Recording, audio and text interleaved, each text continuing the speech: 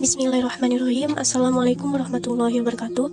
Alhamdulillahirrahmanirrahim. Wassalatu wassalamu ala asrafil anbiya wal mursalin wa ala alihi wa sahbihi ajma'in. Kami dari kelompok 2 yang terdiri dari 4 orang. Yang pertama, Aureliana Nafis Rizkia. Yang kedua, Arimbi. Yang ketiga, Chelsea Sabrina. Dan yang keempat, saya sendiri, yaitu Dila Sulistia. Kami dari kelompok 2 ingin menjelaskan atau membahas tentang materi yang berjudul Perkembangan Dakwah Islam di Madinah. Perjalanan Rasulullah SAW hijrah dari Mekah ke Madinah. Rasulullah melaksanakan hijrah dari Mekah ke Madinah tidak melalui jalan utama, karena untuk menghindari pengejaran yang dilakukan oleh kaum kafir Quraisy, sehingga beliau memilih jalur yang berseberangan dengan jalan umum. Beliau berangkat dari Mekah, kemudian menuju Tasyaniatul Ghazal, Ar-Raudhah, Qudaid, Kulai, Jufah, Badar, Ar-Rauhanah, Dzulhulaifah, dan sampai Yasrib. Sementara jalan utama yang biasa digunakan oleh penduduk Mekah dan sekitarnya sengaja dihindari. Dengan menghindari jalur utama ini, Rasulullah selamat dari kejaran kaum kafir Quraisy. 1. Keadaan masyarakat Madinah. Kota Madinah sebelumnya bernama Yasrib. Madinah juga dikenal dengan Madinatun Nabi, Masjid Nabi, atau Al-Madinah Al-Munawwaroh, kota yang bercahaya. Keadaan sosial masyarakat Yasrib memiliki beberapa kemiripan dengan keadaan di Mekah, yang mana suku dan kelompok yang tinggal di sana berperang satu sama lain. Kekuasaan berada di tangan tertentu secara bergantian, tergantung kepada siapa yang paling kuat di antara mereka. Pada musim ziarah tahun 620 Masehi terjadi Balah al-Aqobah atau Perjanjian Aqobah pertama. Ada 12 orang penduduk Madinah yang menyatakan sumpah setia kepada Nabi. Mereka berjanji tidak akan menyekutukan Allah, tidak akan mencuri, berzina, membunuh anak-anak, dan tidak melakukan kecurangan dan dusta. Pada musim ziarah tahun berikutnya, 622 Masehi, terjadi Perjanjian Aqobah Besar. Ada 75 orang penduduk Madinah yang menyatakan sumpah setianya kepada Nabi.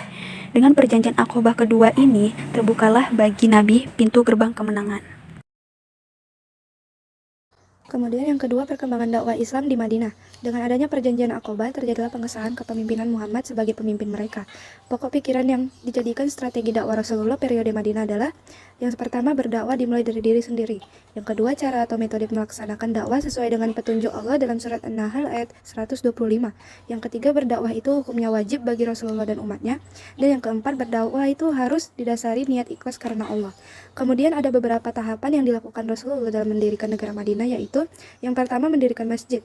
Rasulullah bermaksud mempersatukan suku bangsa ini dengan menyediakan suatu tempat pertemuan. Masjid itu bukan sekadar tempat untuk sholat, tetapi juga sekolahan bagi orang muslim, sebagai balai pertemuan dan tempat bermusyawarah. Yang kedua, mempersaudarakan antara kaum Ansar dan kaum Muhajirin. Kaum muslimin yang berhijrah ke Madinah banyak menderita kemiskinan. Rasulullah mempersaudarakan kedua golongan kaum muslimin ini. Dengan demikian, setiap muslim terikat dalam suatu persaudaraan dan kekeluargaan. Yang ketiga, perjanjian bantu-membantu antara umat Islam dan non-Islam. Pada saat Rasulullah menetap di Madinah, penduduknya terdiri dari 3 golongan. Rasulullah membuat piagam Madinah yang isinya antara lain: yang pertama, setiap golongan dari ketiga golongan penduduk Madinah memiliki hak pribadi, keagamaan, dan politik. Setiap individu penduduk Madinah mendapat jaminan kebebasan beragama. Seluruh penduduk Madinah hendaknya saling membantu dalam bidang moral dan material. Rasulullah SAW adalah pemimpin seluruh penduduk Madinah. Dan poin terakhir adalah meletakkan dasar-dasar politik, ekonomi, dan sosial Islami demi terwujudnya masyarakat yang madani. Islam tidak hanya mengajarkan bidang akidah dan ibadah, tetapi juga mengajarkan bidang politik, ekonomi, dan sosial yang semuanya bersumber kepada Al-Quran dan hadis. Permusuhan kafir Quraisy dengan Nabi Muhammad SAW. Permusuhan ini mengakibatkan peristiwa dalam sejarah dikarenakan mereka berusaha menentang ajaran Nabi Muhammad. Maka timbullah peperangan seperti Perang Badar, Perang Uhud, dan Perang Ashar. Lalu ada Perjanjian Hudaybiyah, yang isinya antara lain: pertama, kaum muslimin belum boleh mengunjungi Ka'bah tahun ini, tetapi ditunda sampai tahun depan. Kedua, lama kunjungan dibatasi sampai 3 hari saja. Ketiga, kaum muslimin wajib mengembalikan orang-orang Mekah yang melarikan diri ke Madinah. Sebaliknya, pihak Quraisy tidak harus menolak orang-orang Madinah yang kembali ke Mekah. Keempat, selama 10 tahun diberlakukan gencatan senjata antara masyarakat Madinah dan Mekah. Kelima, tiap kabilah yang ingin masuk ke dalam persekutuan kaum Quraisy atau kaum Muslim bebas melakukannya tanpa mendapat rintangan. Kemudian, masa genjatan senjata. Ada dua faktor yang mendorong kebijaksanaan ini. Pertama, Mekah adalah pusat keagamaan dan melalui konsolidasi bangsa Arab, Islam bisa tersebar keluar.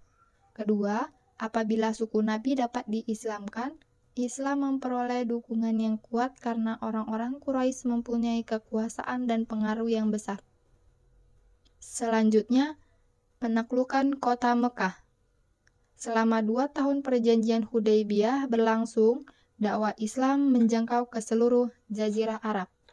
Karena perjanjian itu, senjata bagi umat Islam, dan secara sepihak kafir Quraisy membatalkan perjanjian tersebut. Rasulullah segera bertolak ke Mekah dan memasuki Mekah sebagai pemenang. Materi yang keempat yaitu peristiwa penting menjelang wafatnya Rasulullah. Dalam kesempatan ibadah haji yang terakhir, Haji Wada tahun 10 Hijriah, Nabi Muhammad menyampaikan khutbahnya yang sangat bersejarah. Isi khutbah itu antara lain 1. Larangan menumpahkan darah kecuali dengan yang hak. 2. Larangan mengambil harta orang lain dengan yang batil, karena nyawa dan harta benda adalah suci. 3. Larangan riba dan larangan menganiaya. 4. Perintah untuk memperlakukan istri dengan baik dan lemah lembut, serta menjauhi dosa. 5. Semua pertengkaran antara mereka di zaman jahiliyah harus saling maafkan. 6. Balas dendam dengan tebusan darah sebagaimana pada zaman jahiliyah harus dihapuskan. 7. Dan yang terpenting adalah umat Islam harus selalu berpegang teguh pada Al-Quran dan Sunnah Nabi. Isi khutbah ini merupakan prinsip-prinsip yang mendasari gerakan Islam. Setelah itu, beliau kembali ke Madinah. Beliau mengatur organisasi masyarakat kabilah yang telah memeluk Islam. Petugas keamanan dan para dai dikirim ke berbagai daerah dan kabilah untuk mengajarkan Islam, mengatur peradilan dan memungut zakat. 2 bulan setelah itu, Nabi menderita sakit demam. Tenaganya dengan cepat berkurang. Pada hari Senin tanggal 12 Rabiul Awal 11 Hijriah atau 8 Juni 632, Nabi Muhammad SAW wafat di rumah istrinya Aisyah. Sebelum mengurus jasad Rasulullah, terjadi silang pendapat tentang pengganti beliau. Namun akhirnya mereka sepakat untuk mengangkat Abu Bakar sebagai khalifah. Kemudian mereka mengkafani jasad beliau dengan 3 lembar kain putih dari bahan katun tanpa menyertakan pakaian ataupun penutup kepala. Terdapat perselisihan pendapat tentang pemakaman beliau dan akhirnya dimakamkan di tempat beliau meninggal, yaitu Mekah. Kelima, bangsa Arab sesudah memeluk agama Islam. Dengan kehadiran agama Islam yang dibawakan oleh Nabi Muhammad SAW ke Madinah membawa pengaruh baik bagi semua umat. Kebiasaan-kebiasaan buruk, perbuatan keji dan tercela serta penyembah berhala pun perlahan mulai berkurang. Mereka mulai memeluk agama Islam dan meyakini bahwa agama Islam ialah agama yang paling benar yang diturunkan oleh Allah Subhanahu wa taala kepada Nabi Muhammad SAW sebagai nabi dan rasul terakhir. Baik, begitulah penjelasan materi kali ini. Mohon maaf apabila ada kata-kata kami yang salah. Kami akhiri dengan Assalamualaikum warahmatullahi wabarakatuh.